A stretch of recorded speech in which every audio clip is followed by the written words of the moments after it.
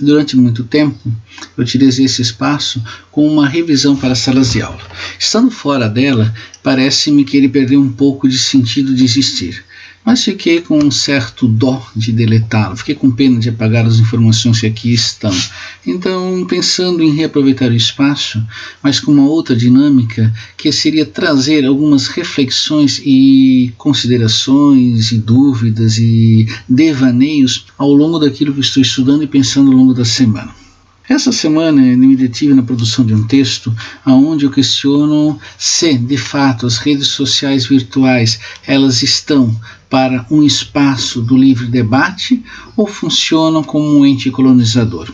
O que nós vivemos, principalmente no Brasil após 2013, com as manifestações durante a Copa das Confederações, foi um uso politizado da rede, mas não com uma intenção de debate ou de construção de ideias. Um uso direcionado a uma divulgação de factoides e uma divulgação de proposições, onde o debate não é um elemento a ser considerado. Junto com isto, quero acrescentar um outro elemento, que é a ideia de convergência de mídias. O usuário, por exemplo, para ter acesso ao modo criativo dentro do YouTube, ele precisa ter uma conta Google. Um usuário do sistema Android precisa ter uma conta Google. O uso de determinadas Smart TV também precisam de um uso Google. Não estou aqui criticando e nem polemizando a ideia Google, mas sim dizer que existe uma padronização no uso de ferramentas, uma convergência em torno de uma mesma ferramenta.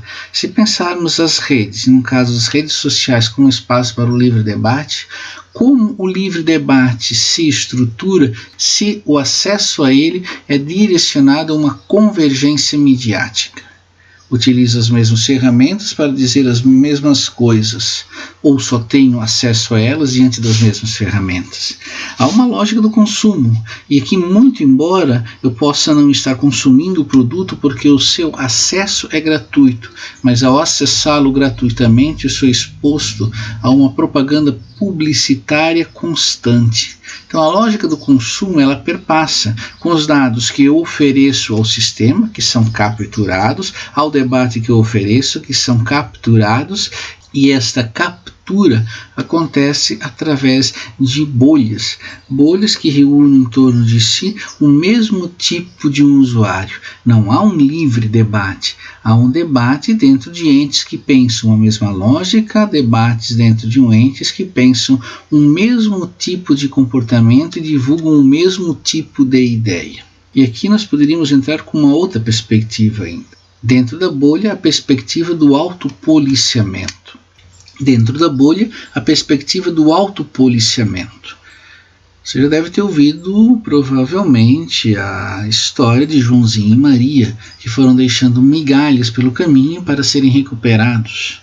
Nós também agimos como Joãozinho e Maria. Deixamos migalhas nas redes, migalhas virtuais, não necessariamente com a ideia de sermos encontrados, mas somos. O autopoliciamento. Você já deve ter ouvido a expressão, por exemplo, cuide com o que você posta na rede. Aquilo que está na rede ganha uma vida própria. Então, há muitos que defendem uma ideia de autopoliciamento dentro de uma perspectiva de publicação. Se existe de fato um autopoliciamento, poderia construir então um livre debate? A sociedade ocidental ela se constrói com a ideia de pudor. Esconder aquilo que Pero Vaz Caminha chamava de vergonhas, manter as vergonhas escondidas. Inúmeras ferramentas como o Facebook censuram a mostra de vergonhas.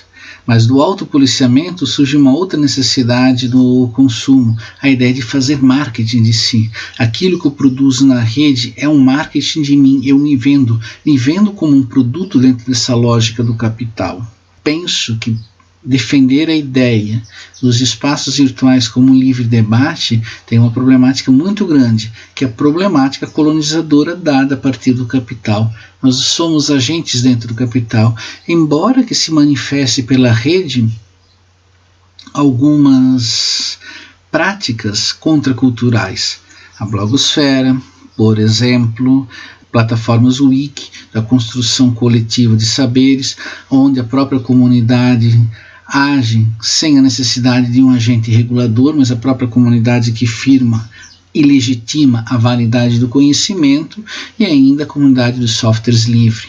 Mas seriam essas alternativas ou seriam essas novas bolhas diante de outras que já existem? De fato, as mídias sociais são um espaço para o livre debate ou são novos entes colonizadores dentro deste espaço?